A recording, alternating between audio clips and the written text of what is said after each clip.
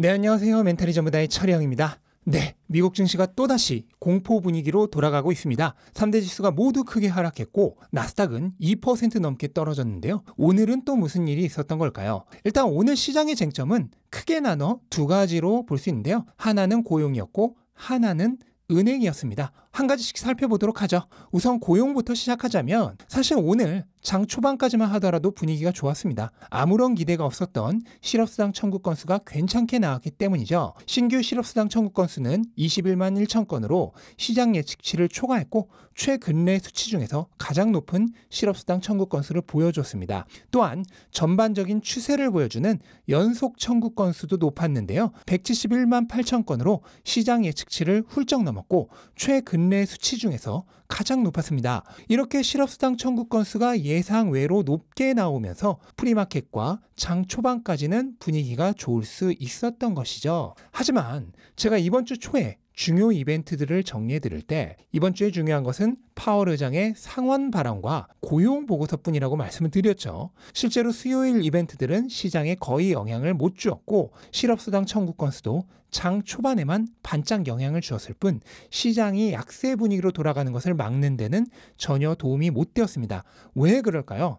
네, 바로 하루 뒤에 초대형 이벤트를 할 수 있는 고용보고서 발표가 있기 때문입니다. 현재 연준이 가장 주목하고 있는 것은 근원 소비자 물가고 그 중에서도 주거비를 제외한 서비스 물가가 핵심입니다. 그리고 이 핵심 서비스 물가를 결정하는 포인트가 임금이죠. 따라서 고용보고서에서 실업률과 임금이 가장 중요합니다. 이렇게 고용과 관련된 초중요 이벤트가 있기 때문에 바로 전날 발표되는 실업수당 청구 건수는 큰 의미를 가지지 못하는 것입니다. 그리고 바로 오늘 운명의 고용보고서가 발표됩니다.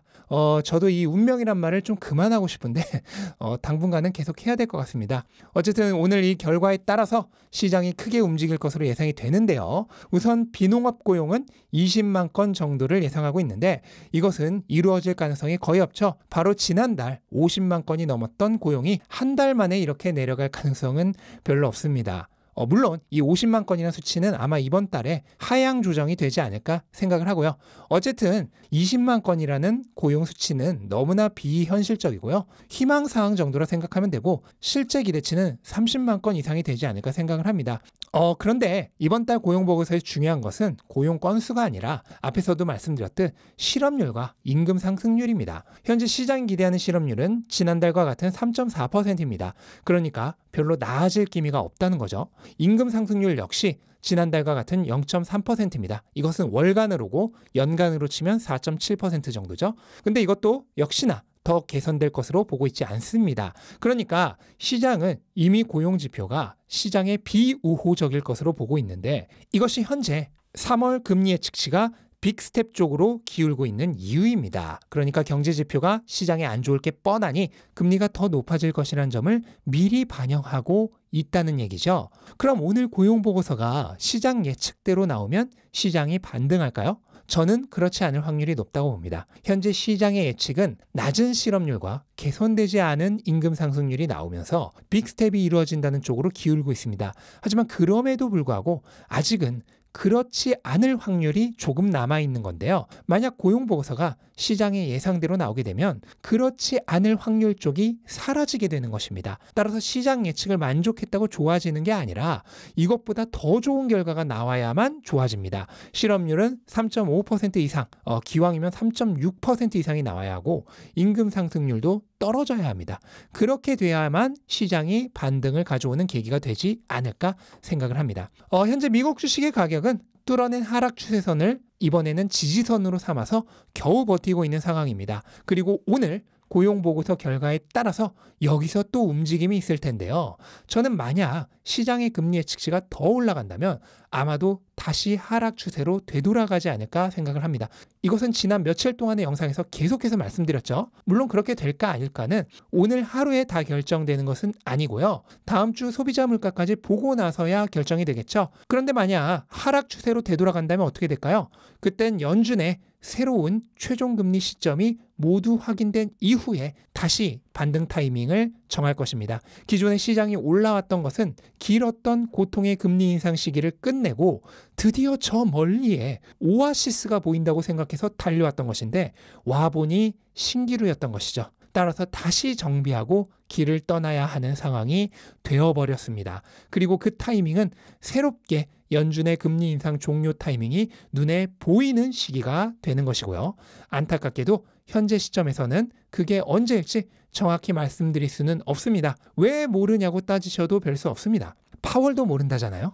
그리고 오늘 있었던 주요 이슈 중에 또 한 가지는 은행에서 나왔는데요. 오늘 시장이 후반으로 갈수록 크게 떨어지게 만든 주범이기도 하고요. 오늘 스타트업 기업을 주고객으로 하는 실리콘밸리 은행이 18억 달러에 달하는 손실을 봤다고 발표하면서 은행주 전체가 급락했습니다.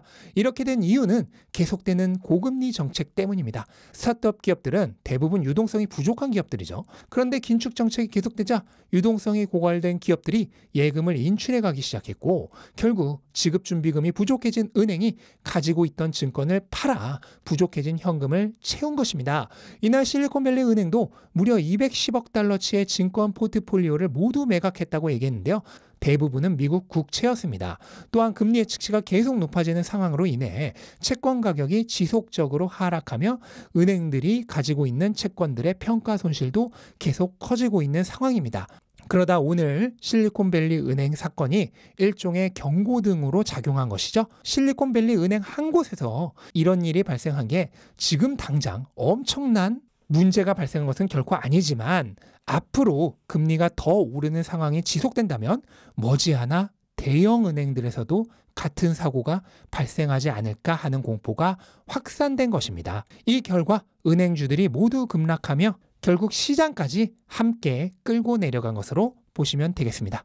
이렇게 여기저기서 안 좋은 소식들이 몰려들며 시장은 다시 공포 분위기로 흐르고 있습니다. 제가 어제도 충격에 대비하라고 말씀을 드렸는데요. 일단 이 분위기가 지속될 가능성이 높아 보이고요. 유일한 희망이라면 소비자 물가죠. 소비자 물가가 예상을 깨고 갑자기 낮아진 경우, 이 경우만이 시장의 공포 상황을 몰아낼 수 있는 유일한 구세주입니다. 만약 소비자 물가까지 시장을 구원하지 못할 경우에는 어떻게 될까요? 아마도 높은 확률로 시장은 다시 하락세로 돌아가 다음 금리 예측치를 가늠하며 재출발할 때를 기다릴 것입니다. 물론 이것은 모두 예측이고요. 따라서 저의 예측만을 믿고 투자를 하셔서는 절대 안 되고 자신만의 기준에 따라 투자를 하셨으면 좋겠습니다. 마지막으로 펜딩 멤버십에서는 조금 더 다양한 얘기를 들려드리고 있습니다. 현재 2주간 무료 체험이 가능하니까 제가 무슨 말을 하나 궁금하신 분들은 믿져야 본전이다 생각하시고 한번 경험해 보셨으면 좋겠습니다. 가입하는 방법은 밑에 고정 댓글 참고해 주시면 감사하겠습니다. 네, 이것으로 오늘 영상 마치도록 하겠습니다. 영상 도움되셨다면 구독과 좋아요 부탁드리고 즐거운 하루 되시기 바랍니다. 감사합니다.